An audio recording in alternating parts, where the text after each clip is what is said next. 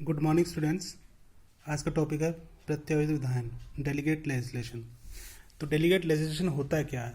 Mainly जो law बनाने का काम होता है वो लेजिस्लेशन का होता है, किंतु कभी कभी ऐसा होता है कि लेजिस्लेशन अपने द्वारा विधि ना बनाकर वो किसी अन्य पर्सन के द्वारा या किसी अदर बॉडीज़ के द्वारा विधि बनाने का काम उसको सौंप दिया जाता है। तो इस तरह की जो पावर्स को सौंपा जाता है, इस तरह की जो लेजिस्लेशन जो अपने कार्य को किसी दूसरे पर्सन या दूसरी अथॉरिटी को सौंप देता है, तो उसको कहते हैं डेलीगेट लेजिस्लेशन या डेलीगेटेड वर्क। ठीक है।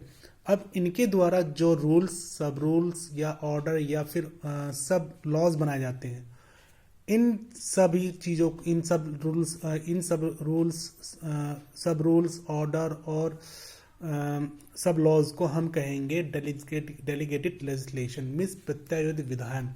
ऐसा लेजिस्लेशन जो लेजिस्लेटिव असेंबली ने खुद ना बनाकर किसी दूसरे व्यक्ति के द्वारा, किसी अदर पर्सन के द्वारा या किसी अदर बॉडीज के द्वारा बनवाया है, उसको कहते हैं डेलीगेटेड लेजिस्लेशन। ठीक है। अब इसके बाद क्या है कि विधानमंडल जब कोई लॉ बनवाएगा या किसी अदर बॉडीज के द्वारा बनवाएगा, तो उसको ध्यान में रखना होगा कि जो एक्ट जो बनाया जाएगा उसको बनाकर उसमें उन डॉक्ट्राइन्स या उन सिद्धांतों को विहित करेगा जिसके अनुसार अदर बॉडीज या अदर पर्सन्स द्वारा डेलीगेटेड लेजिस्लेशन बनाए जा सकते हैं। मतलब जिन डेलीगेट लेजिस्लेशन को बनाया जाएगा उनको बनाने के लिए उन सिद्धांतों को उसी एक्ट में विहित किया जाएगा या प्रिस्क्राइब किया जाएगा। अब इसका आते हैं इसके एसेंशियल एलिमेंट्स क्या क्या होते हैं। पहला इसका एसेंशियल एलिमेंट्स है संसद के कार्य में वृद्धि, means grow in parliamentary work. तो इसका मतलब क्या है कि आज के प्रेजेंट सिनेरियो में अगर देखें तो संसद के पास, पार्लियामेंट के पास इतने सारे वर्क हैं कि वो हर एक फील्ड पर या हर एक टॉपिक पर लॉज नहीं बना सकती है। ठीक है। तो जब वो लॉज नहीं बना सकती है तो अपना थोड़ा वर्क कम करने के लिए या एक्सटर्नल वर्क को कम करने के लिए तो वो कुछ ऐसे टॉपिक्स पर लॉ बनाने का काम किसी अदर बॉडीज को या किसी अदर पर्सन को दे दिया जाता है। तो इससे क्या होता है कि इससे जो संसद होती है, जो पार्लियामेंट होती है, उस पर एक्स्ट्रा बर्डन नहीं आता है। दूसरा विषय वस्तु की तकनीकी technical form of subject matter. इसमें क्या है कि जो पार्लियामेंट होता है, जो लॉज बनाने का काम जो होता है वो टेक्निकल होता है। ठीक है। जो टेक्निकल होता है तो उस पर जो विशेषज्ञ होते हैं या एक्सपर्ट जो होते हैं, जिस टॉपिक पर लॉ बनाया जा रहा है, तो वो लॉ वही बना सकता है जो उस वर्क पे एक्सपर्ट होगा। सपोज करिए हमने आईपीसी बनाई, तो आईपीसी बनाई या कुछ ऐसा लॉ बनाया जिसकी हमें आवश्यकता है, लेकिन वो वर्क ऐसा है, वो वर्क एक टेक्निकल वर्क है जिसकी हमें नॉलेज नहीं है। मैं लेजिस्लेटिव असेंबली में हूँ, मुझे उस वर्क की नॉलेज नहीं है, तो मैं क्या करूँगा, मैं उस वर्क को किसी ऐसे पर्सन को दूंगा जिसको उस पर एक्सपर्ट हो, जो उस टॉपिक पर या उस सब्जेक्ट में एक्सपर्ट हो। ठीक है। क्योंकि लेजिस्लेटिव असेंबली में जितने भी लोग बैठे होते हैं वो पॉलिटिकल पर्सन होते हैं, उनको हर एक फील्ड की नॉलेज इतनी नहीं होती है। तो वो क्या करते हैं कि जो टेक्निकल वर्क होते हैं, जो टेक्निकल फॉर्म होती हैं, ठीक है, तो उस पर एक्सपर्ट की ओपिनियन ली जाती है, एक्सपर्ट उस टेक्निकल वर्क को कंप्लीट करते हैं। ठीक है। सेकंड हो गया। थर्ड हो गया अपॉर्चुनिटी टू यूज। ठीक है। तो अब क्या इसमें क्या है कि जो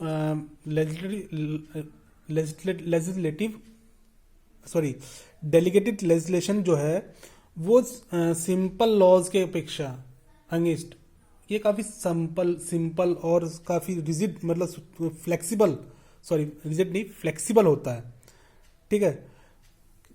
क्यों फ्लेक्सिबल होता है? क्योंकि जो ओरिजिनल लॉज होते हैं उनमें क्या नाम अमेंडमेंट किया जाना बहुत ज़्यादा सिंपल नहीं होता, बहुत टेक्निकल वर्क होता है, बहुत कठिन काम होता है, हार्ड वर्क होता है। लेकिन डेलीगेट लेजिस्लेशन में अमेंडमेंट बहुत आसानी से किया जा सकता है, इसलिए हम इसको बोलते हैं कि ये बहुत फ्लेक्सिबल होता है और बहुत सिंपल होता है। किसके अपेक्षा? सिंपल लॉज की अपेक्षा काफ़ी मतलब अधिक फ्लेक्सिबल होता है। ठीक है, तो अब क्या कहते हैं, तो इसलिए इसका कहा जाता है कि जो डेलीगेट लेजिस्लेशन जो होता है उसको अपॉर्चुनिटी के हिसाब से उसको यूज किया जा सकता है। मान लीजिए आज हमने कोई लॉज बनाया, कोई मतलब डेलीगेट लेजिस्लेशन बनाया, तो हमें क्या है कि अगर वो डेलीगेट लेजिस्लेशन है और दूसरे कहीं किसी ऐसी अपॉर्चुनिटी को किसी ऐसे अवसर पर लग रहा है कि उसको यूज किया जा सकता है, तो हम उसको यूज कर लेंगे, उसमें अमेंडमेंट की जरूरत नहीं पड़ेगी। और अमेंडमेंट होगा तो बहुत सिंपल तरीके से हो जाएगा, हमें तो संसद में रखने की जरूरत नहीं पड़ेगी। लेकिन अगर सिंपल लॉज है तो हमें उसमें अमेंडमेंट उसी प्रोसेस से जाके करना पड़ेगा जिस प्रोसेस से हमने उस लॉज बनाया था। ठीक है, फिर होती है necessity. Fourth point, necessity. Necessity क्या है कि डेलीगेट लेजिस्लेशन एक ऐसा लेजिस्लेशन है जिसमें जो गवर्नमेंट होती है वो इमरजेंसी पीरियड में या इमरजेंसी कंडीशंस में बहुत क्विकली उस समस्या से निपटने का अवसर प्रदान करती है, अपॉर्चुनिटी प्रदान करती है कि आप किसी भी कंडीशन में अगर कोई इमरजेंसी कंडीशंस हैं तो उसमें प्रत्यावर्तन इस तरह से मतलब बहुत क्विकली उसका सॉल्यूशन निकाल सकता है, या उस कंडीशन से निपटने के लिए, उस कंडीशन को सॉल्व करने के लिए क्विक रेस्पॉन्स देता है। ठीक है, ऐसा क्यों है? क्योंकि हम जो उसकी ओरिजिनल लॉज होती हैं जिससे निकल के डेलीगेट लेजिस्लेशन आया, उसका ओरिजिनल लॉज होता है, उसके द्वारा हम इन सब चीज़ों से नहीं निपट सकते, इसलिए डेलीगेट लेजिस्लेशन बहुत ज़रूरी होती है। फिफ्थ पॉइंट है इमरजेंसी पावर। ठीक है, तो इमरजेंसी पावर में क्या है?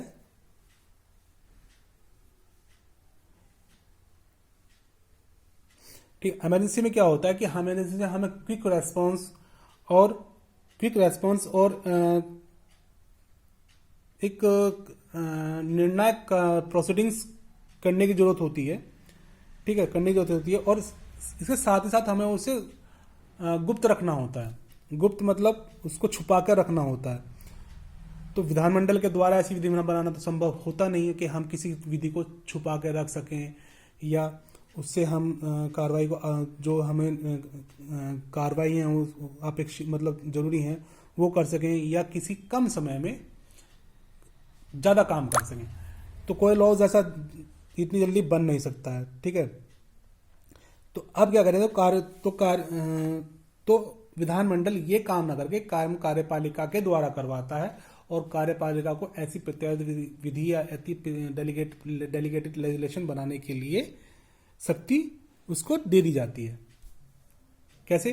कि मान लीजिए आज इमरजेंसी प्रोविजन लगा और हमें लग रहा है कि हमें क्विक रेस्पॉन्स करना है ताकि हम इस कंडीशन से निपट सकें। मतलब इमरजेंसी पीरियड में बहुत सी ऐसी क्रिटिकल कंडीशंस होती हैं कि हम एक जगह रहकर सारे क्षेत्रों पर सारे जगह पर हम उसको कवर नहीं कर सकते हैं। तो हम क्या करेंगे, और जो उसका ओरिजिनल लॉज है वो हमें ऐसा रेस्पॉन्स करने की मतलब ऐसा रेस्पॉन्स हमें प्रोवाइड कराता नहीं है। तो हम क्या करेंगे कि जो एग्जीक्यूटिव बॉडीज जो हैं हम उनको पावर डेलीगेट कर देंगे कि आप इस इमरजेंसी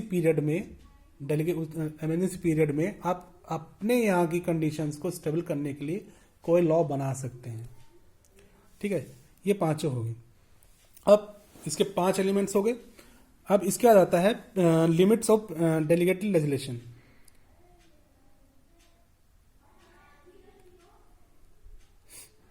ठीक है, तो अब इसकी लिमिट्स, अब भाई डेलीगेटेड लेजिस्लेशन बनाया गया है, ठीक है, तो उसकी कुछ लिमिट्स भी रखी जाएंगी। अगर लिमिट्स नहीं रखी जाएंगी तो उसका जो डेलीगेटेड लेजिस्लेशन है उसका मिसयूज किया जाएगा, तो उसकी पावर से उसको मिसयूज किया जा सकता है। तो अब इसे रोकने के लिए कुछ उपाय किए गए। तो इसमें पहला केस है अजय कुमार बनर्जी वर्सेस भारत संघ 1984। तो न्यायालय ने क्या कहा? न्यायालय ने कहा कि विधानमंडल अपनी आवश्यक विधायी शक्ति जो लेजिस्लेटिव है वो अपनी इसेंशियल लेजिस्लेटिव पावर जिसके अकॉर्डिंग वो लेजिस्लेटिव पॉलिसीज की घोषणा करता है, वो इस पावर का प्रयोग के लिए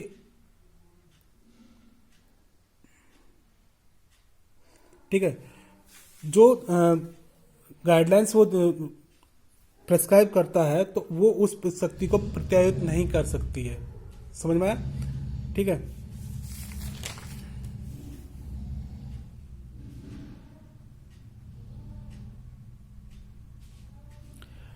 अब जो प्रत्याधान होता है, जो उसकी सीमाएं होती हैं, वो दो तरह की होती हैं। एक तो जुडिशियल कंट्रोल और एक पार्लियामेंट्री कंट्रोल। तो जुडिशियल कंट्रोल में क्या होता है, जो जो कोर्ट होगा वो इस बेस पर डेलीगेट लेजिस्लेशन को इलीगल घोषित कर सकते हैं कि वो जो शक्ति प्रदान करने वाले जो मूल अधिनियम है, इनेबलिंग एक्ट के उपबंध के अनुरूप नहीं है। ठीक है, समझ के चलिएगा। तो जो लिमिट्स होती हैं, लिमिट्स दो तरह की होती हैं। पहला जुडिशियल कंट्रोल, सेकंड होता है पार्लियामेंट्री कंट्रोल। ठीक है, तो अब क्या है, पार्लियामेंट जुडिशियली कंट्रोल में क्या होता है कि न्यायालय किन आधार पर किसी डेलीगेट लेजिस्लेशन को इलीगल या अनकॉन्स्टिट्यूशनल घोषित कर सकती है। तो जो कोर्ट है, वो कोर्ट अगर उसको लगता है कि जो डेलीगेट लेजिस्लेशन बनाया गया है वो ओरिजिनल लॉज के अकॉर्डिंग नहीं है, तो वो उसको अनकॉन्स्टिट्यूशनल घोषित कर सकती है। ठीक है, और ऐसी जो पावर्स जो उनको दी गई हैं, वो जो पावर दी गई हैं, तो वो ऐसा जो लॉ बनाया गया है, वो लॉ जो बनाया गया, जो लेजिस्लेशन बनाया गया है, वो कहलाया जाएगा ultra vires. Ultra vires means, शायद कुछ लोगों ने पता होगा अल्ट्रा वायरस होता क्या है, तो बता देता हूँ। अल्ट्रा वायरस वो होता है कि जब आप अपनी सीमा से अधिक जाकर, अपनी सीमा से बाहर जाकर कोई काम करते हैं, तो वहां एक रूल आपके ऊपर एप्लीकेबल होता है, उसको कहते हैं अल्ट्रा वायरस, कि आप अपनी सीमाओं से बाहर जाकर कार्य नहीं करेंगे। अगर करेंगे तो वो अल्ट्रा वायरस के अकॉर्डिंग वो अनकॉन्स्टिट्यूशनल या इलीगल माना जाएगा। ठीक है,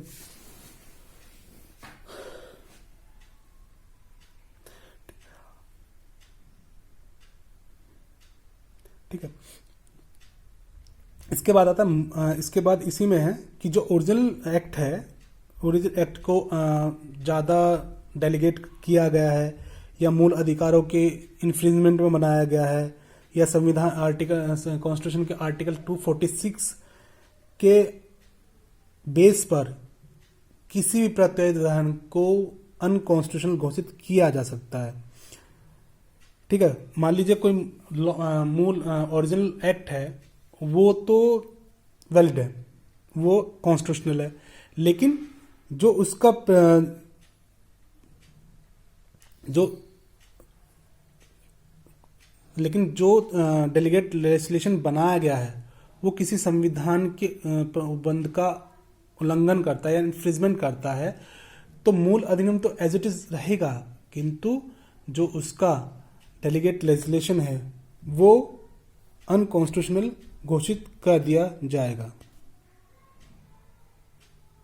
ठीक है, लास्ट में है, अगर कोई प्रावधान अगर किसी नेचुरल लॉज का, नेचुरल जस्टिस का के सिद्धांतों का उल्लंघन, इन्फ्रिंजमेंट करता है या उसको ओवररूल्ड करता है, तो वो भी अवैध। सेकंड कंट्रोल होता है संसदीय कंट्रोल, पार्लियामेंट्री कंट्रोल। तो जब कार्यपालिका को प्रत्येक शक्ति को दी जाती है तो उसका प्रयोग करता है, तो उसके प्रयोग पर उसका एग्जामिनेशन और उसका कंट्रोल देखना, ये लेजिस्लेशन का प्राइमरी ड्यूटी होती है। ठीक है, प्रत्येक जो डेलीगेट लेजिस्लेशन पर पार्लियामेंट्री कंट्रोल होता है, वो दो तरह से होता है, दो स्टेज में होता है, कह सकते हैं 2 स्टेज में होता है। ठीक है, ठीक है, समझ में आया? पहली लाइन क्या कहती है? पहली लाइन कहती है कि जो डेलीगेट पावर्स एग्जीक्यूटिव को दी गई हैं, उसके प्रयोग पर लेजिस्लेशन को कंट्रोल और उसका एग्जामिनेशन करना उसकी प्राइमरी ड्यूटी होती है। ठीक है, और ये प्राइमरी ड्यूटी होती है जो डेलीगेटेड लेजिस्लेशन पर जो इसकी ड्यूटी होती है, या जिस तरह से वो अपनी ड्यूटी का निर्वहन करता है, तो उस पर पार्लियामेंट्री कंट्रोल करने की 2 स्टेज होती हैं। कहने का मतलब ये है कि 2 स्टेज पर हम उसकी जो डेलीगेट लेजिस्लेशन है उस पर हम पार्लियामेंट्री कंट्रोल कर सकते हैं। पहली स्टेज कि मान लीजिए संसद है, संसद ने कोई लॉ बनाने का या अपनी कोई पावर अपने किसी सबोर्डिनेट अधिकारी को ट्रांसफर कर दी है। ठीक है, पहली स्टेज क्या है कि जब जो पार्लियामेंट है, पार्लियामेंट ने अपनी जो पावर है वो अपने सबोर्डिनेट अधिकारी या सबोर्डिनेट अथॉरिटी को डेलीगेट कर दी है। तो जब इस प्रयोजन के लिए विधानमंडल में कोई लॉ लाया जाएगा, कोई विधेयक पेश किया जाएगा, तो ये इसकी पहली स्टेज होगी कि हम उसकी पावर्स पर या उसकी डेलीगेट लेजिस्लेशन पर हम उस पर कंट्रोल कर सकते हैं।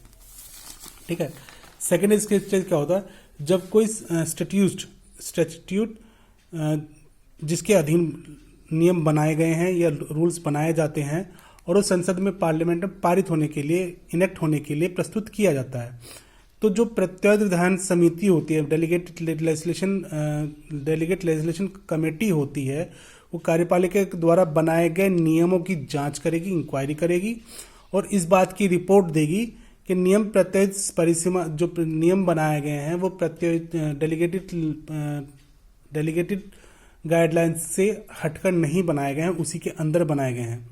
अगर नहीं बनाए गए हैं तो अब क्या करेगी कि अब उस जो नियम बनाए गए हैं उस पर वो विचार विमर्श करेंगे, कंसल्टेंट करेंगे, आपस में कंसल्टेंट करेंगे और अगर वे जो नियम बनाए गए हैं, जो नियम उन्होंने बनाए हैं, अगर वो अल्ट्रा वायरस होते हैं तो उस पर संबंधित अधिकारी हो गया, संबंधित मंत्री हो गया, मंत्री महोदय जिसके डिपार्टमेंट से वो नियम बनाया गया है, उनसे पूछा जाएगा, उसका उनसे कहा जाएगा कि आप ये बता, उनसे उत्तर मांगा जाएगा। तो जब उनसे उत्तर मांगा जाएगा तो उन्हें उस बात का उत्तर देना होगा, बताना होगा कि हाँ ये बियॉन्ड द पावर नहीं है, अल्ट्रा वायरस एक्ट नहीं है।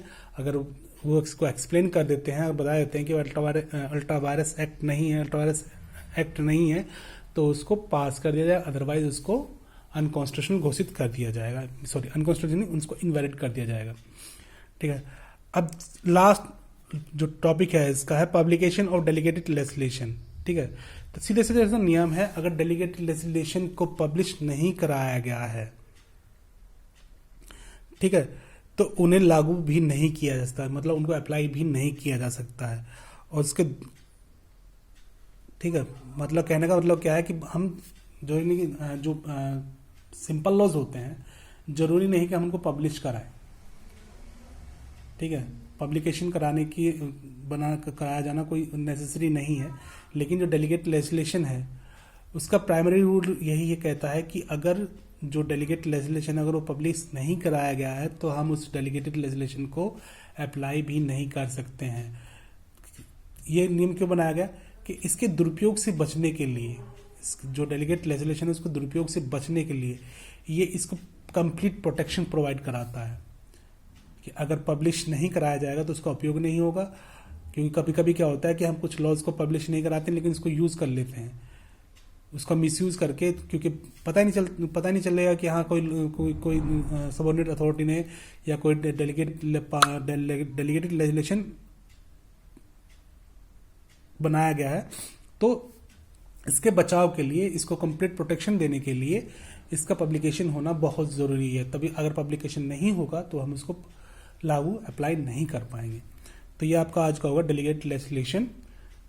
इसके बाद नेक्स्ट टॉपिक आपका होगा, जो होगा मैं नेक्स्ट टॉपिक कल इसके बाद बताया जाएगा। उसमें आपका जो सेकंड टॉपिक रह गया था, क्योंकि जो state and central and state relationship होती है वो दो तरह से होता है, एक सब्जेक्ट मैटर होता है और एक रिलेटेड सब्जेक्ट मैटर होता है।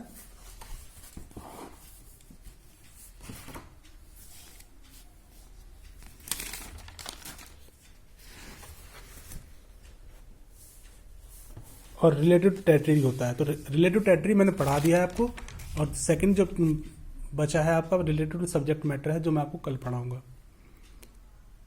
कोई क्वेरी हो तो मुझसे व्हाट्सएप पर आप पूछ सकते हैं। Thank you.